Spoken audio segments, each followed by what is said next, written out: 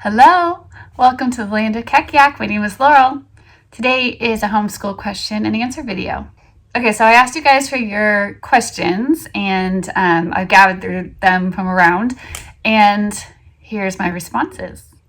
Somebody asked about the sequences. I used to share a lot. When I had my TPT store, I would just share them on there for free. So you could always find them whenever I'd update them. They would just be there. But since I closed that down and Etsy doesn't let me put anything for free, every time I update them, I'd have to reshare them somehow. But I am planning on updating my sequences this summer. If you don't know what I'm talking about, that's just it's what I call basically my basic homeschool curriculum plan from kindergarten through high school. As I have found new things over time that I liked better or systems that worked better, I've kind of, I update that. So I am going to do an update to that this summer and share that, or whenever I have a chance to sit down and do it. I will be making a video with my updated sequences, and then hopefully I will have, more videos to link to certain curriculum reviews to support that sequence. So you can get a better idea of what I use and when I use it and how I use it and stuff like that if you're interested. Something that people often ask me about is writing and rhetoric, because we use that. And I also use the McGuffey readers and a language arts plan with that as well. And sometimes people ask, are you using both? Are you using one or the other? I don't use them at the same time. It would be one or the other, but I do end up using both in our homeschool.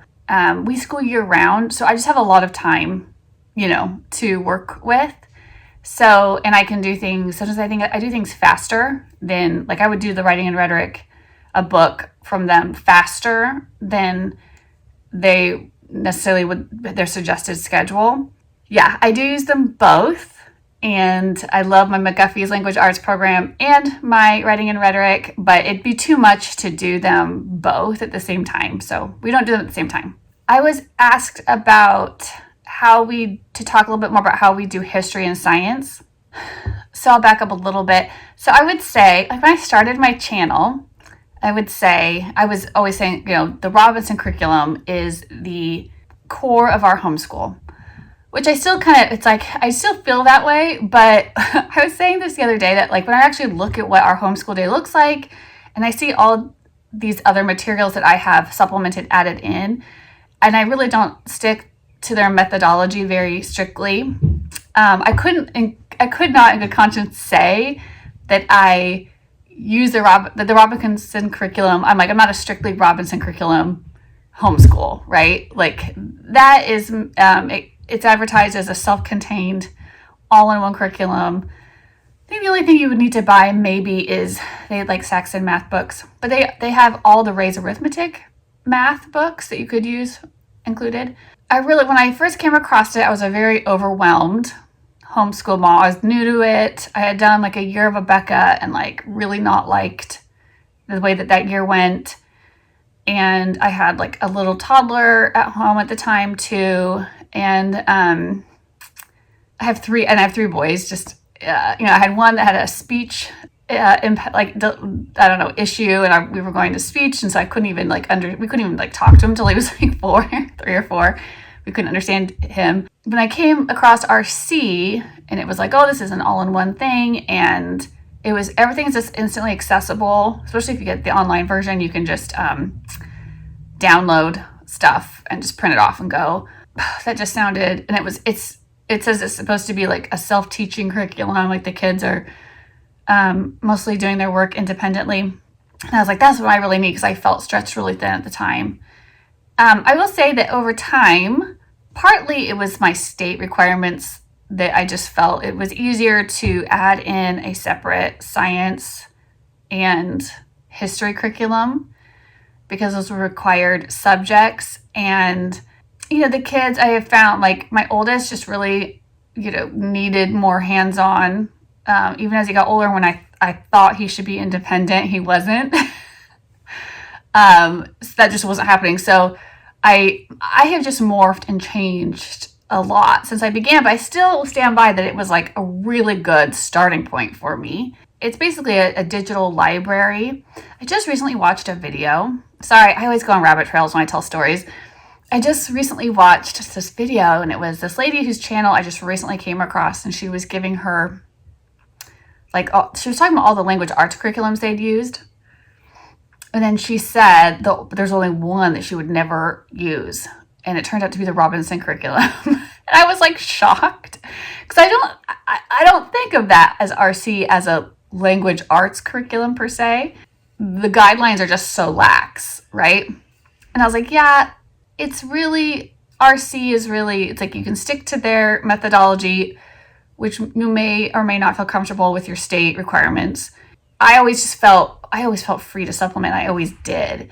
So once we got kind of past the copywork stage, and when I first started out, I just bought some like Evan Moore workbooks, like writing sentences and paragraphs. And, then I found writing and rhetoric, which is like essay writing and stuff, which I started my oldest on. And I just always felt like it was fine to add in what I felt like I needed. And I didn't ever try to like make myself stick to anything very rigidly, as far as like, I was like, yeah, if I don't feel comfortable having them just write a page every day on their own, and I'd feel more comfortable giving them something more instructional, then I just felt free to do that. But same with history and science. I felt more comfortable with something I was involved in, because I wanted them to have hands-on activities that they did, because we don't live like, I know that in RC, they have like, I don't know, a farm, or they had things to do outside and with animals, and they had probably lots of hands-on experiences in life. But like, we live in a small town, like we have a suburban life, and we just have a yard. I do have some chickens, but there's not, I don't know how to build things. Like, I don't know. I wanted them to have things that they did with their hands, and I'm not really a crafty person. Like, I don't knit or craft, or I don't really do stuff like that. When I was my hobby was always art when I was growing up, art and like writing and stuff, and then like outdoorsy things, but and exercise and stuff. So I wanted my kids to have, hands-on things to do. So I found a science curriculum that gave me that. I've always looked for that kind of thing, and it's easy to implement. And then like history, and then history, I wanted something that we could do together as a family for the most part, and that I like the opportunity to discuss things more with the kids. I think it's good for them, and in a more factual, like nonfiction way. And RC it's literature based. And so while I love literature and how it really, I think, a story helps you remember things. They take a lot of liberties but even historical fiction books, they may not necessarily, it's just one point of view. Whereas, you're kind of hoping with a more nonfiction, maybe kind of textbook or lessons, that you're maybe getting more just facts, and so possibly able to look at it from more angles. So for critical thinking, I think that that's valuable. Anyway, so I always felt more comfortable. I ended up adding in the good and the beautifuls, history, and right now, and we've landed on Berean builders for science. Those have met what I'm looking for like really well. And then you saw I've added in, I have some other things for history as the kids get older, but I like that base that the 4 years of the good and the beautiful gave us. And there's other curriculums that probably could do the same thing. I'm just not as familiar with them. I tried, what's that one? It's really popular. The story of the world. We started it, and then I like immediately it didn't spark joy. So I got rid of it and got the good and the beautiful, which I preferred. Anyways, see, I always go on these like long roundabouts when I'm telling a story. But so I wanted to supplement my RC with a history and a science.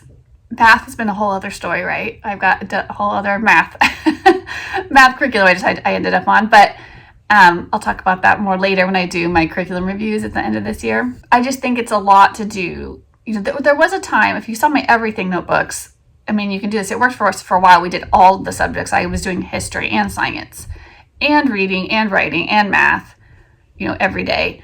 And which can work fine. And so I was using my everything notebooks for that. But then I've switched over to doing history half the year and science half the year. And we just go, because I go to school year round, it's not really an issue for us, but we just go faster through those curriculums. And we don't skip any lessons. We just do a lesson like every single day. And like if we missed a day, I probably would do 2 in a day to catch up, because when you're only giving yourself half the year, So basically I'm squeezing what would be like 9 months into 6 months. It's not that hard. I know some people have been like, how do you do that? I just go for it. And I don't really plan out really how many days or anything. It's just, we do it every day, like I said, and if we skip a day, we double up on a day. If it gets down to the end and I kind of start noticing like, hey, we're going to run into the next school year, right? I can just start doubling up lessons in a day, because neither one of those curriculums, Brand Builders or The Good, the Beautiful, are I don't find them to be like overwhelming as far as how long the lessons take and stuff. I'd say Brand Builders, like the science, maybe as we get farther up in the series, that might be harder to do. But with like where I'm doing science at the beginning, I'm starting that series where they do it kind of like over time frames with my 1st and 4th grader. And then my 8th grader is doing Science in the Atomic Age on his own. So I probably should actually, when I check work this weekend, I probably should just take a look at how many days we have left, and like the days we do want to take off this summer, because we're going to take a trip back home to Oregon for a little bit. So we won't be doing schoolwork for a couple weeks, but I probably will take a look at it, and then we may need to start like doubling up some lessons just to get it done if we want to start school. We usually start the upcoming year, end of July or August. But, we may choose not to start till a little bit later just to get our stuff done. Like, I don't know. I've never not finished a curriculum. I know some people say if they get 80% of their curriculum done, they consider it good enough. And I've never done that. We've always completed like everything. So we just do it till it's done. Okay. And yeah, I don't know. So was that helpful? Like 6 months and 6 months, 6 months history, 6 months science. I would say the history, I maybe could get you done faster than the science. I might be able to get the history done in like 5 months and have 7 months for science. Yeah, but it can be done. And then it's less subjects that you're doing a day. And I'm like, I feel like we have full days. I feel like we have really full days. I can't imagine like adding in a whole other subject right now. Right now we're doing science. So right now, every day we start out with Bible, and then we do his science, and then we do math, and then we usually have lunch, and we come back, and the littles, we do spelling, and then reading and writing. And then Everett, he's in 8th grade. He does so much on his own now. He does, Bible with us, and then he does a science. He does his own science lesson while we're doing ours. Then he does his math lesson while we're doing ours. And then lunch, and then he comes back, and he usually does his reading and his vocabulary, and then writing with me last. He's like the last one, right? His days takes longer. The other 2 are the 1st grader's done first, and then the 4th grader's done, and then at the end of I really like, Bo can really be done by about 1. We start school at 9, and then we have lunch around 12, and then there's usually like an hour off, and then he comes back, and then his spelling and reading and writing, all that could be done in 30 minutes. So he could be done by maybe 1:30, I guess, maybe something like that. Anyways, it can be done. You can, if you school year round, you can split into 2. You may have to double up some lessons. For us, it's been a non-issue. And also, if you didn't finish it all the way, I think that's pretty common for a lot of people, if you're okay with that too, or if you skip certain lessons. But we haven't had to do that so far. People asked about summer plans. So I'll probably do separate like summer videos where I show you exactly what curriculum we're using. But one thing I will say about writing and rhetoric is, I think, I don't know, it's my preference like to skip the first 2 books just because I prefer to use our McGuffey language arts plan in the earlier years. I think that's what's needed more for what I want my kids to do. But I think I started William his first writing and rhetoric book this year, the second half of like his 4th grade year. And we started on the 3rd book, which is still narratives, right? So yeah, I think it's fine to start on the 3rd book, and we were fine with it, starting the 3rd book in 4th grade. Speaking of summer plans, I was talking to somebody about grammar. So you guys, this is just my personal take on grammar. I like to explicitly teach grammar in elementary school. So I like the Gentle Grammar by Mom Delights. And I'll link everything I talk about today in the description box so you can find it. But there's 4 levels. I think starting those levels I actually think 3rd grade is probably perfect. So I think you could do levels 1 and 2 in 3rd, and 3 and 4 in 4th. I don't really like to buy another separate grammar curriculum. I bought Fix It Grammar one time and I was like, ugh. And I bought like daily grams I don't know. I bought these things that are kind of like little warm-up things. And I don't know. I just don't like to add extra things.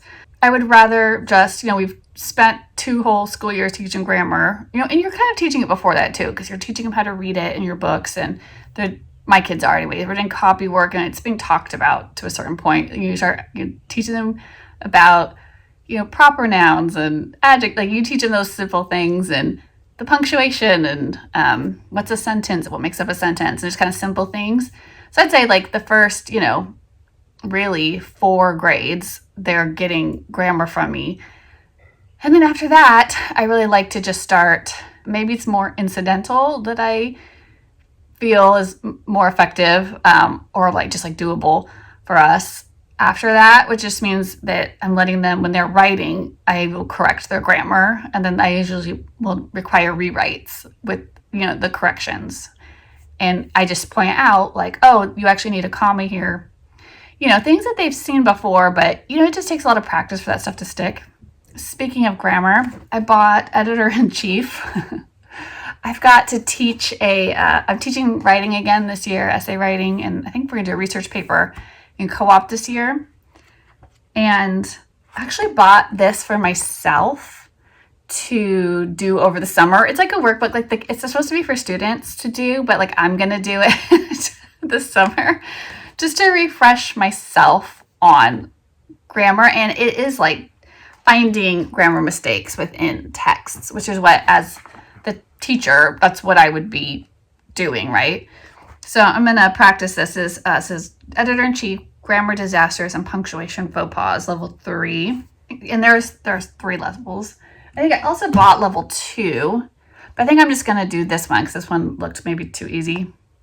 So anyways, over the summer, I will be doing this workbook myself. But that's what I like. I mean, I'm the editor as the teacher, the homeschool mom, for their papers. So, and then of course, as they get older, I do have like an MLA format, like rules and stuff that, as they start writing papers and stuff, that stuff is usually like in their curriculum and can be taught as needed, like how to write a bibliography and, cite stuff and things like that. Okay, somebody asked, how was your HP printer working versus the Epson? Yeah, I like the HP better. A lot better. My only thing about my HP printer, so it's not ever, my Epson would give me these lines through my print jobs all the time. Is really annoying. My HP, so it's not doing that, it's printing better. And then the only thing is that I've printed a lot of things on cardstock, and I've printed a lot of like big print jobs, and I've noticed that, and this is probably, there's 2 things. Probably this is just like a Bluetooth thing. Even though my computer's like right next to my printer, when I print really long, really big documents, it's like I'm always going to have problems. Like it stops. it'll print like 10 pages and then it'll like stop and it'll like get lost and then I'll have to like restart the print job. So and I don't know if this is just all, this may just be all printers, but I do have a problem with like long print jobs. So sometimes if I'm doing a long print job, I'll only print like, I'll only print 20 pages at a time. But then another thing I noticed is that I print a lot of stuff on cardstock. Like I print a lot of when I want to print flashcards and things, I print them on cardstock. And I think maybe it's just because I've used my printer so heavily for just a home user that it's now when I do cardstock jobs in there, it's starting to like jam a lot or it's like creaking and I think that I'm like wearing it out. So I don't know. It hasn't been the most physically durable. I definitely would say I probably use it heavier than the average user. But I would think most homeschool moms are using a printer. We're using them a lot. But because I notebook and stuff and I print my notebooks, and then I print my flashcards, and then sometimes I print whole books, like RC books and stuff. Like I'm really printing a lot of stuff. So I don't know. I haven't had it that long. I felt like it should have lasted. I shouldn't be having some of these kind of physical wear and tear issues quite so early, but I still like it better than I liked my Epson. Somebody did ask me what resources I've used to make myself ready to teach certain subjects. So I know I've talked about it a ton, but for like reading, it was Uncovering the Logic of English. I love that book. And King Alfred's English. I like that one. And it's actually a good one to do. You just use as a read aloud for your kids because it's kind of like a history book too. And then I would say for reading too, like I just looked at an absolute ton of curriculums. I mean, I think Alpha Phonics was helpful. I looked through that and that's free. I do really like that program, Teach a Child to Read in 100 Easy Lessons. And it was really successful, especially with my second son. I only did about half of it with my third son. But you just I picked up a lot. You start noticing when you're looking at things, you start seeing the common elements. You're like, oh, I see what they're doing there. I see what they're doing there. And then I watched just an absolute ton of videos. I just looked up a ton of everything I could watch on the science of reading. And I would watch videos of teachers who are like, how to use the science of reading in your classroom. It was mostly like, traditional, classroom teachers that are putting up that content. And I follow like people on Instagram, like the literacy architects about good stuff, the measured mom. So I don't know, I just feel like I just went down that rabbit hole. And you just start, you cast a wide net and then you start trying things out. And of course I was filtering it through like RC and some of their recommendations as far as like what I was trying to accomplish. I also like, it's right here, right next to me. It's The Well-Trained Mind by Jesse Weiss and Susan Weisbauer. And what is their curriculum that they do? Is this, The Well-Trained Mind. Yeah. Is that the name of their curriculum? I think it might be. Anyways, this is classical education. But what I liked about, which I'm not super big, I'm not like a Greekophile. I'm not like, oh, the kids have to learn Latin and they have to know all these Greek everything, whatever. It's not that I don't like that stuff. It's just, it's not actually my culture, but it's an influence, but to me, it's not like the main thing that I'm going to be molding my kids around. So I don't go all in on the classical, education stuff, but I do like the breakdown of like the stages she has. And I know not all curriculum writers and teachers are doing classical education like exactly the same way, but I do like theirs and how they've broken it up into stages kind of based on developmental, what your child's ready for. And I think that's really helpful for setting expectation and goals and like what you want them to be able to do at different grades or whatever. So I do like this book. I recommend this book, and I'll link, like I said, I'll link it for you. For math, to teach math, oh my gosh, I had no idea. What I got really into researching was number sense. My My oldest son, I swear I pulled him out of public school largely because I felt like he wasn't doing well at math. Like he would go to school, he'd come home, he'd have this math homework, and he'd have no idea, had like absolutely no idea about it. There was no math books, things. It was just like, that was horrible. And so I was like, and I'd go talk to his teacher, and they'd be like, he's at grade level. They wouldn't, he was just falling, and I told, like, he's falling through the cracks. Like, and when I asked for help, or what can I do at home, they would not tell me. They would say, you can get some flashcards. Like and I'm like, I don't even know how to do flashcards, right? Like I had no idea. I'd completely abdicated the education of my kids to the school, thinking if they got into trouble, that they really wanted parents that would be involved and step up. But my experience was that they actually do not. They want you to butt out. They don't want to hear from you. They don't want to see your face. They don't want your opinion. They don't want to have to spend any extra time thinking about your kid or how to help them as an individual. None of it. It was leave us alone and give us our paychecks. So when I pulled him from school, I was trying to figure out why he didn't understand how to do these math problems. Like, where was his thinking at?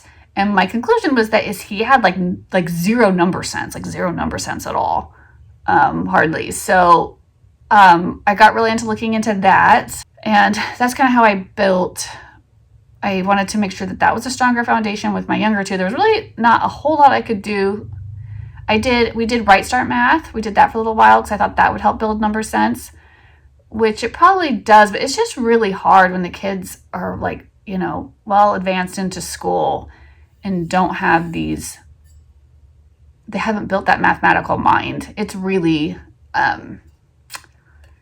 difficult. So at least I have found it really difficult to make that like an intuitive thing for them. So starting young I wanted to focus on number sense. So I would look into number sense, I don't really have like necessarily a great resource to recommend. I would just say look into it, do as much research on it as you can. I know that there are programs out there. I'm trying to think of something. Is it Shannon Snow? Oh, I feel like maybe that was one. She writes math curriculum. I think Right Start was something that was suggested to me. That's why I tried it for a while to build number sense. And the only drawback and why we couldn't do Right Start is it was so time consuming. And it just drained me so much. I was like, we've got to be able to like find something that's not such a drain. And some kids are just better at math than other kids. Spelling, I didn't find anything I really loved with spelling, which is why I created my own spelling program. We'll kind of have two. They're basically the same. It's McGuffey spelling, which I use words. I made activity pages on like 6 levels with words from the McGuffey spelling book, the revised one. And then I also remade the whole line that you could use with any word list of your choice. So if you had a preferred grouping or sequence that you wanted to teach things in, that you could do that. As far as I could tell, researchers I've never seen anything recommended as far as like what exact order, like a scope and sequence of like phonics and reading and spelling that's like definitively like this is the best way in what order to teach things. But when you kind of look across programs, you kind of start seeing some common things that they're doing. I think so. I wouldn't be too tripped up about a scope and sequence. But I would have one. I think I give one for free. I think I made one and put it in one of my notebooks. I don't know. I know I stuck it in one of theirs, like, cause I like to do notebooks, and I'd give like some freebies in there. And I think a spelling scope and sequence may be one of them. But you can find them all over the internet. You can just pick one, and then spelling is one of those things that it just seems like it takes a long time. Like it's easier to read than to spell.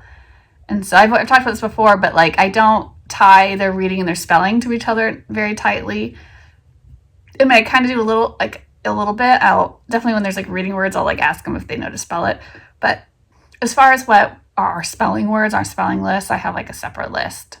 Like they have more things in common in that list. So anyways, I never found one that I loved. So that's why I just made my own, and that focused on some of the things that I thought was helpful.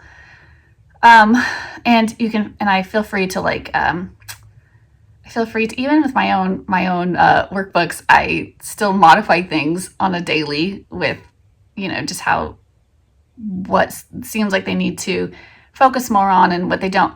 I was just talking to a friend about this the other day, that like the surest way to make sure a kid thinks school is really boring is to keep going over stuff they already know, and they don't need to keep going over it. I think that's why kids think things are so boring in school, because at like public schools or classrooms, because they're going over things and over things and over things because certain kids haven't gotten it yet, or they're trying to hit it from all these different, they're like, oh, like, I remember talking to teachers and they'd be like, yeah, well, there's these different learning styles, and, what works for one doesn't work for other, which I appreciate. So they're trying to do like all of them. But like, what about the kids that got it the first time and then they're going to go over the same information 4 other ways so that everybody gets something hit to there, and then the other kids are bored out of their gourds, right? Like, they're like, yeah, we know. Yeah, you don't have to do that when you're home, when you're basically like a tutor, like a one-on-one tutor, and you can be like, okay, we don't need to like keep hitting on that, right? Because they got it. So feel free to, anything that you're doing, I would say feel free to modify it. Don't keep going over stuff that you know for a fact they know. I mean, I'm all for review, and I build in review to stuff, and I do continue to do review, but it doesn't have to be like every day, if whatever. You know what I mean? Oh, somebody was saying that when do you scale up or back on the curriculum? Yeah, that's happened a lot because there's a lot of just trial and error until you find what's right. That's hard to say. When do we do it? When it's taking too long? When it's taking too long, if it's frustrating, if it's redundant, if you have multiple, this happens, I feel like mostly with language arts, is that maybe you get like a spelling curriculum, but you also have like a writing curriculum and a reading curriculum, and there's a lot of overlapping elements, and you're like, we don't need, so much of this. Like, it's like annoying. So yeah, when things are like overlapping, feel free to just pick and choose. Like, you could still have those, I guess, different curriculums, and then just like skip certain activities if you're like, okay, there's like the word study for spelling. Like, there's the word study method, and that kids remember words better if they're used in context. So if the word actually means something they know what it means, and they can connect it like concretely with like a thing or a concept or whatever, they remember that word better. They'll remember to spell it better. That is built in. But if you're going to be doing sentence writing in your spelling program that day, and you also are like, maybe you don't need to do your sentence writing workbook too, if you're doing those at the same time, or you maybe, if you're doing a whole writing curriculum. Like, I know, like, one of the things I did with my sons that do my spelling program is for the sentence writing day is I usually will just pick 3 to 5 at the most. Maybe if it's like the independent, writing the sentences, and I just have them, they only have to do that for the words that were new to them, that they didn't already know what they meant. So, then they don't have to like spend so much time coming up with sentences for words that they already know the meaning of. They already know what they are. They just really need to learn, memorize how to spell them, or understand the phonics rule or the spelling rule that goes along with it. But for the ones that were like brand new to them, they need to hold on to that word a little better. They may need to write the sentence out, but I don't make them do, like, if I have 12 spelling words, I usually make them only do 3 of the sentence writing, the 3 words that they didn't know, or that were the least accurate about knowing what they mean. So yeah, maybe something is too frustrating, if it's taking too long, if it's overlapping with other pieces of curriculum, then I would start scaling back. When do you add on? Just when they're ready. I always start with less. I'd rather start with less. It's easier to add on than take away, and then they've already got like a bad taste in their mouth for it. Like, I think about copy work is a really easy, simple example. I start out with just one sentence, just copy one sentence in your best handwriting, then it's 2, then we start working up to time. So like my first grader, he's now does copy work for 5 minutes. So we said, well, he loves setting the timer. 5 minutes. He'll be bumping up to, 7 minutes, probably this summer or whatever, 6 and 7. Slowly increase and until we get to whatever our target is. And the goal is, him to be doing 1 page of copy work in 2nd grade. So I'm just going to keep bumping that up, maybe like 1 minute a week or every other week until it seems like it's about the amount of time that it takes to do 1 page of copy work. Somebody said, what is your list of your favorite curriculums that you didn't choose to use? Well, I'll be honest, I probably used most of them that I was interested in. I tried. But there was a bunch that I liked and I looked at, but that I didn't end up using just because I liked something else a little better. It doesn't mean there was anything wrong with it, or it felt like, oh, that seems like a lot. See, for spelling, I remember I bought these workbooks called sequential spelling. I bought those workbooks at one point, but then ended up like not using them. So I think they got donated. Right Start Math, it's one, right? We ended up not using it. It's not that I did like it, and actually the kids liked it too. It just was too time consuming and too mentally draining on me. And it was probably because all these games, like all these activities. And so I was having to get out for 3 boys the game book every day and figure out how to play 3 different games. And I was like, I feel spent. Like it was just too much for me. I looked at IEW, like I remember it was like the history-based writing curriculum. I remember looking at that and being like, oh, that looks kind of nice, but I liked the idea of it, but it looked a little too like ticking the boxes for me, and I prefer writing and rhetoric. It's a little more open, and it's the classical method versus I think IEW would be more in the traditional method, and which I do like traditional methods for a lot of things, but just for writing curriculums, like writing and rhetoric is my favorite. Maybe for like grammar, I looked at the Well-Ordered Language by Classical Academic Press, and they're the same company that does writing and rhetoric, and I was like, oh, those look good, but I'd already used Gentle Grammar and I liked it and it served its purpose. I already had it and it's a lot less expensive, so I just stayed with what I had. Along those lines of language arts, I liked Emma Searle, and these are in the public domain. Emma Searle's First Language Lessons, and then I think she's Intermediate Language Lessons. And I bought them, like I bought hard copies of those, but you can find them like for free online and print those out. And did a flip through and I looked through those, and I was very close to using those, but I liked the McGuffey slightly better. I liked my McGuffey language arts plan better than that plan.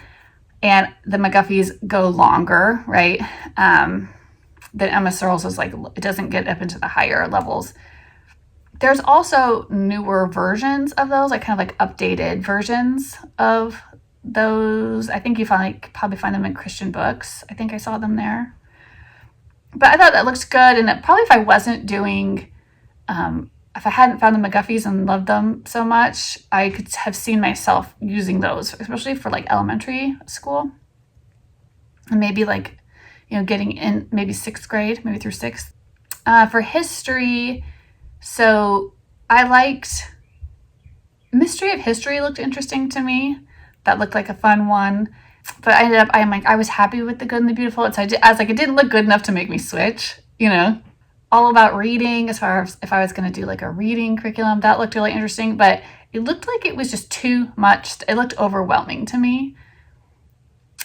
Too many parts, too many things, and I just felt like it wasn't necessary. Same with I love that. Like I say, I tell everyone to read that book. What is it? Hold on. Uncovering the Logic of English. And I would definitely recommend anybody who's teaching their kids to read and spell and stuff to read this book. And this writer, she has a whole curriculum, Logic of English curriculum. Well, when I look at it, it's so expensive and it just looks like so much stuff. And I'm just like, ugh. I don't know. I didn't really feel like it was necessary, I'm sure, but it looks good though, right? So I didn't end up using it, but it looks good to me. Speaking along those lines of reading, I thought that Apologia, they're really known for their science curriculum, but they have a reading, Readers in Residence, and they also had a Writers in Residence, which I think they may have discontinued, which I don't know why. I saw both of them at a used curriculum sale recently, and I was like, those look really good. And then I went and tried to find them online to look them up more. And it looks like maybe they still sell the reading program. It's more like, it's like a full like reading comprehension and like open and go. It looks really good. But for some reason, I don't know why, their writers in residence looks like it's discontinued. I'm not sure why. Maybe they weren't selling it enough. I think people just didn't know about it, but it looked really good to me. And I was like, oh, that's a shame. Because I was almost tempted to try to find like a used version, maybe on eBay or something. Because I just like getting curriculum. I just like looking at them. I just like them personally. It's like a personal interest. Like, how are they teaching writing? Like, what are they doing? Because I will look through curriculums and I will just apply, even if I don't end up using that curriculum, I'll just apply good concepts to whatever we're doing. Yeah, math. So there's a bunch of curriculums I'd probably be interested in and I'd like to look at, but I just never got my hand on, like the Simply Charlotte Mason one, their math curriculum. I've been interested. I wish I like the idea of it, but it does just look really plain to me. I wish the books were bigger. They look smaller, and I like a bigger font. I like a more spread out layout. But I like that it looks simple and straightforward, and I like the little small manipulative box. The rod and staff, people seem to have, that seems like a good starting curriculum, but I've never used it. But it's one of those ones. I found a curriculum I really like. I like the number stories and the study arithmetics books. And they're like color, and I can print out PDFs that are, they're big, and I've got like answer keys. And so, I'm like loving them. So I'm not going to change. That's for like like elementary, like maybe through 6th grade. And then I'm still like experimenting around with those like upper grades. So I'll talk more about math when we do our end of year reviews. Somebody recently asked me, like, what am I working on for my shop, for the Etsy shop? So this summer, my plans were I've got to make a couple everything else notebooks. I'd like to get, working on those because I need to have them already actually for my own kids. My everything else notebooks, I pair those with my McGuffey Reader Companion notebooks. And then the McGuffey Reader Companion notebooks, I made one. Somebody asked me to make one that was just for any like general reader. So I did my third one. I made a generic version that you could use with any reader. So I'd like to go through and convert those other ones that are McGuffey specific to more general, like with any reader. And I do have my original McGuffey Reader notebook, like printable notebooks that you could buy that could be used with anything. But they're kind of different than my revised McGuffey one. So anyways, I'd like to work on some notebooks this summer for the shop and, for my own homeschool. You guys, it's so funny. I like shop my own shop because I don't go looking through my files whenever I need to print something. I just go to my shop because I can find it easier. I was like, it feels like shopping, but, I don't have to pay for it because it's mine.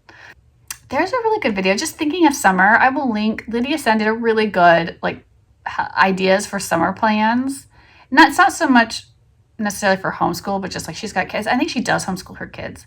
But I will link it for you because I've been like thinking I'm going to rewatch that video to help me plan my own summer. Somebody says, I've spent hours and tons of money for resources and curriculum with a lot of disappointment. Yeah, I'm only disappointed. Is it operator error? I don't know. I don't know if it's operator error or maybe it's expectation error. I learned to, like I said, this book really helped me set more realistic expectations for what the kids could actually do. Don't expect there's a lot of stuff I don't expect them to master, even in the whole year that you're working on it, because you're gonna like things like grammar, like you're gonna work on it next year. They're gonna be working on grammar literally until they will be making grammar mistakes when they're seniors in high school. Like I make grammar mistakes when I'm typing up stuff. My little Grammarly thing pops up, like you need a comma here, or right. Maybe it's a mindset thing. Maybe you're expecting them to have things mastered or a certain pace that just isn't maybe realistic. So, and I know like I'm very type A about this stuff, and I can get real wound up because I know for myself, I feel like all the pressure is on me. Like I'm the one that wanted to homeschool the kids. Like I'm the one that does everything. So anything that feels like they're not succeeding in is my fault, And I'm like, it must be me. I'm ruining their future. So reach out for help if you need help, to friends, if you have other homeschool moms. I've got a homeschool mom who's really good at math, and she's been helping me with math with my oldest. I'm helping somebody with their son and writing, and somebody else with their daughter with reading. And so if you can like make some friends and kind of trade around your skills and maybe take a little bit of heat off yourself, because sometimes just even just having another mom to talk about your child that like has some hands-on experience with them, you can kind of know if is it you, or is it the kid, or is it the curriculum, like get another opinion. Because sometimes all that stuff just is really heavy and can like, I don't know, that kind of stuff can kind of drive me nuts. I always kind of feel like I know how to do basic math. I know how to write. I know how to read. A lot of the stuff is not rocket science. When it starts getting hard, the curriculum usually it has the information that you need. So I just think be consistent. Like we don't miss a lot of school, right? I try to keep our schedule very consistent. Like every day we start school, we do school every day. Like every day is not an adventure at our house. Every day is school. Every day is school and chores. And we try to just I try to make that as enjoyable as possible. But to me, it's like responsibility first, our jobs first, like, and of course, like I said, I try to make our homeschool room beautiful. I try to make as beautiful, nutritious meals as I can. I try to make the backyard a park for, for mostly our life is centered here, and it's centered around what we're trying to accomplish, which is to pour into these kids, support them, love them, raise them up. But I'm not one to be, gallivanting around and there's like lots of different homeschool styles, and I'm just saying this is how we do it. So I don't know. Other people do other things, but we're really home centered. I reach out to friends if I can. I reach out to, like I said, I found people on Facebook, like that math specialist lady that I think her Facebook page is Building Mathematical Minds or something like that. And she's like a math expert, and so education expert. So I messaged her about what math curriculum she knew anything that would support number sense, right? Like I try to get recommendations. And so I don't know, if you're being consistent and if you're pretty centered on home, and if you're reaching out for help when you need it, and adjusting your expectations for where they are developmentally, and also accepting that just not every kid is going to excel at every subject. And also be careful about your attitude. I don't know about you, but like I've got to be careful about my attitude about certain subjects. Like I always hated math growing up. Like I absolutely hated it. I had zero interest. There's this really funny clip. It was like a little, I don't know, comedy sketch thing. It was going on the internet, and this guy was like, he was like the teacher and like the guy interviewing himself. And he was like saying, "Oh, so you're interviewing for the teacher job?" And he's like, "Yeah." And then he's like, "How much does it pay?" And then he's like, $10 a year. He's like, "Okay." And then he's like, "And who are these kids?" They're like, "Just kids that live around the building." And then he's like, "And what do I need to do?" He's like, "You need to teach them math." He's like, "Do they want to learn math?" And he's like, "No, they don't want to learn math. You're going to have to force them to learn math." And I was like, that is the truth. You had to force me to learn math. Like I would have done anything to just not go to math class and not do my math homework. Like I hated it. So I have to be careful that like I'm not my own feelings. And I actually don't feel that way so much about math now, but probably when I first started homeschooling, I was really like, I don't want to teach math. Like I wanted to find something that my oldest could do on his own or watch on. I bought like streaming, like lesson. I didn't, leave me out of it. And it probably wasn't the best attitude if it was like coming across. I don't know. So just be mindful that you're not like putting negative, energy, like vibes out there, about subjects or school in general. Or I feel like I see that a lot. You just see that a lot in culture. People just being negative about children, negative about school, negative about even homeschoolers will be kind of like, act like their kids are so annoying or whatever. And I'm like, I really wish people would like hold back on that, because I just think that that's harmful. I understand that a lot of it's to be funny, but just it can be too much. I've been like talking for a million years, and so I hope I answered everyone's questions. Probably some extra you didn't care about. If I missed your questions, or if you have any other questions, leave them in the comments. I will try to link to as many things as I shared about today in the description box, and I'll talk to you soon. Bye.